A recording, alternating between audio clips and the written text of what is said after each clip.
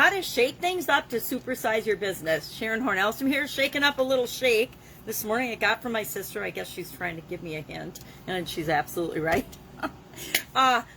Do you find that sometimes you need to shake things up? Shake things up in our relationships, definitely shake things up in our business when we're growing and supersizing them. I'm going to talk about 10 ways how to do that in a minute or so. But where does this idiom come from? What does it mean? Where does it come from? It's actually a proverb. It, of course, means to drastically or forcefully rearrange or reorganize something, a group, an organization.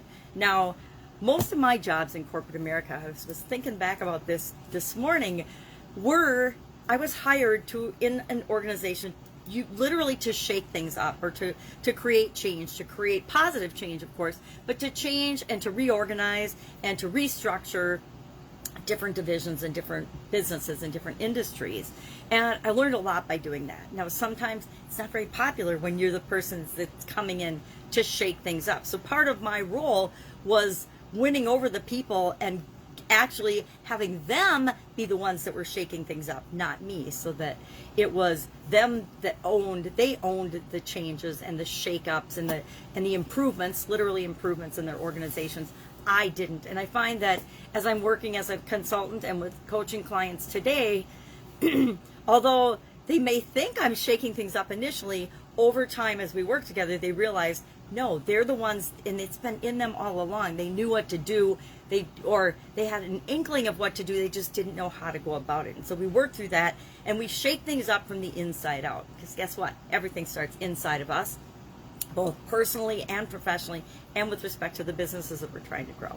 So shake things up. Have you ever had to shake things up? Have you ever, if you've been married for any length of time, you know that sometimes you need to refresh in your relationship. You need to shake things up, especially after you've gone through different transitions, raising kids. Sometimes you need to reinvigorate your relationships, just like you need to reinvigorate your business or your organization as you're trying to grow it. So what are some ways that we could shake things up? I want to share 10 ways to shake things up that you could possibly shake up your organization to supersize and grow your business. And then I'll also share 4 tips, 4 things that I've learned over many, many years in different businesses and different industries that have really helped me personally to grow and supersize and shake things up in my business. Look at it and realize, okay, this is working, let's keep doing more of that. This really isn't working, maybe we need to let that go. So what are some of the 10 ways that you can grow and build your business? And some of these you might consider shaking things up. Some of these I've done, and in my experience, they have really shaken things up, both in a positive and a negative way. People really act and respond to change differently. And so what is good for one person might be bad to another person, and that causes shakeups in and of itself. Number 1 on the list is to update your technology. Update the way that you do certain things in your business. If you've never done anything online, I got to tell you, 2020 was the time to start doing something online. And if you didn't do it in 2020, you absolutely positively want to start doing it in 2021. And yes, that means figuring out social media. You don't have to personally do it, but somebody in your organization ought to have a clue how to do social media, what platforms you should be on, how you can reach the people that you serve. It's just a quicker, easier, faster way to reach the people that you're already serving and to get the attention of people that you should be serving if you're not serving already. Number 2, organize your office. Whenever I personally needed a recharge or to re-energize myself or to shake myself up in my business or in my job or in my career, I would take a little bit of time and I would reorganize and resort through and replan my office space and especially my desk. I found that there's a lot of power in the way we treat our desk. And it can work for us or against us, depending on your type of personality. I'm kind of a chaotic, crazy personality, so my desk tended to represent that as well. Maybe kind of like my background does. There's a lot going on. So organize your office or reorganize your office. Number 3, learn something new that can help you grow your business. Guess what? The world is changing all the time. There's so much information, so many new things coming down the pipe. Model other people, model other organizations that are doing what you want to do, especially outside of your industry. One of the biggest secrets, and it's one of the tips I'm going to share, is to contact and connect with people outside of your industry, because so much of business and life, incidentally, is transferable. The skills that we learn in one business and in one industry and in one career and in one job are, I'd say, 80 to 90% transferable to the next thing that you do, to the next business, the next job, the next career, the next activity, the next hobby. It's what you, a lot of the things, the foundational things are all the same. Number 4, break out of your comfort zone. I spent a whole year doing a challenge every single day to do one thing that scared me, to stretch my comfort zone.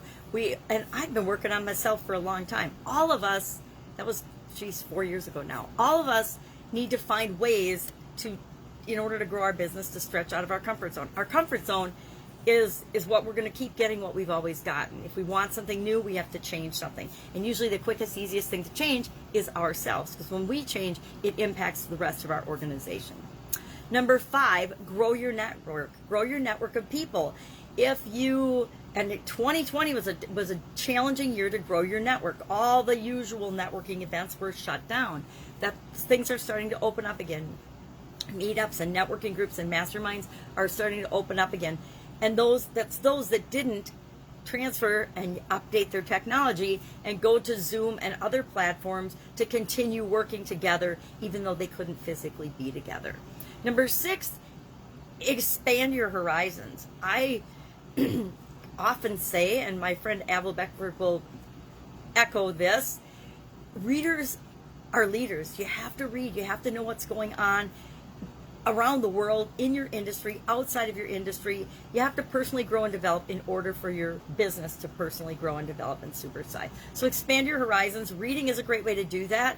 Go to events now that they're opening up again, in and outside your industry, in your area of expertise, and things that could expand and help your area of expertise. I always think of, the shows on and movies where the football players have to learn ballet or some kind of dancing because it helps them to move and be more agile on the field.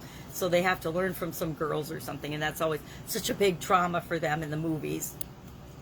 Number 7, become an influencer. Become somebody who other people listen to and want to follow in your area of expertise, in your business, in your industry.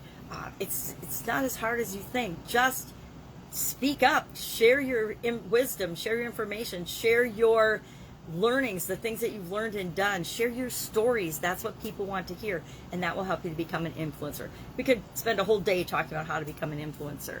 Number 8, delegate. Delegate things that you don't need to be doing, so you have the time and energy to spend on things like this list of 10 things to grow and supersize your business.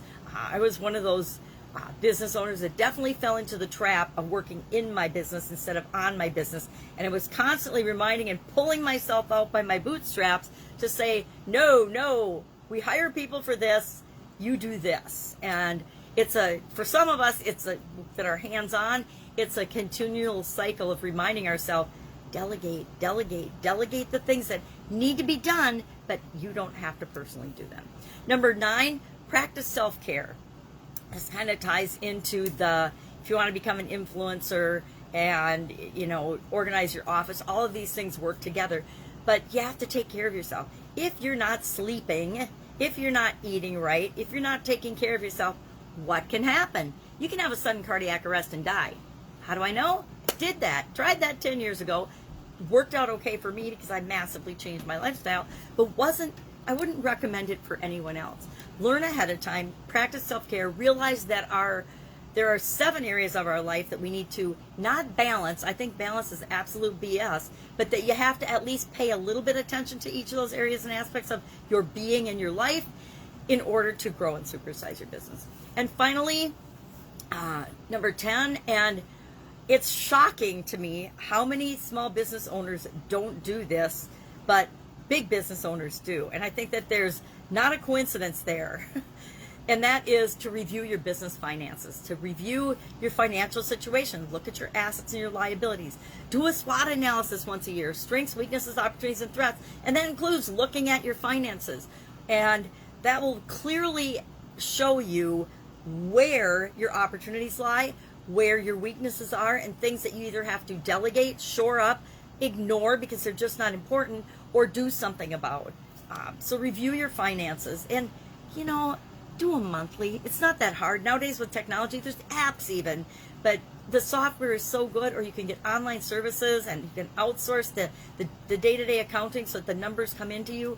Have key metrics that you're looking at in order to grow and supersize your business. And again, if you're not looking at those monthly, and again, they're just a snapshot of the past, but over time they give you an indicator of whether you're going in the right direction or not. You got to look at your finances. So what are these quick tips to shake up your business and shake things up? Number one, survey your clients and your customers. Have constant conversations with your clients and customers. You are never, as the owner of your organization, too far removed to know what's going on and what's important with your customers and your clients. Survey them, ask them. Number two, give employees time to innovate and create. Remember, if you need time to innovate and create and do your best work, so do the people that are on your team and work for you. Number three, take time off. And I will admit that through at least the quarter century in corporate America and through the early stages of any business that I'm growing and developing, I am horrible about taking time off. So it's one of those do as I say, not as I do things. I still have a couple of those in my life. But take time off. We need time, and we actually need some time every day to reflect and think and be grateful for what's working, and then give ourselves and ask ourselves the questions to make the things that aren't working, to give us an opportunity to see the solutions that are usually right in front of our face, but we're so busy running through our life, we're not paying attention to them, or we're just not even seeing them. And finally, this is one of my favorites, and I think it's kind of one of my secrets to what's really helped me in my career and in my life, and that is to connect with people in different industries. Actually, if you're brave, work in different industries, tip your toe into different industries, try different industries, learn about different industries, and see how that doesn't absolutely supercharge and supersize your business. It's incredible the idea you can get that you don't think is related at all to your business, and you're like, okay, well, how might that work in my business? You implement that, and that becomes like the number one thing that supercharges and supersizes your business. All right, that's it for today. Shake things up today. I'd love to know your experience with this particular idiom. Share in the comments below. Otherwise, I will be with you tomorrow with another interesting idiom about changes and challenges to coincide with the 30-day Get Up and Go challenge. And have an awesome day. Go shake things up. Go do one of those 10 things, or just have an awesome day.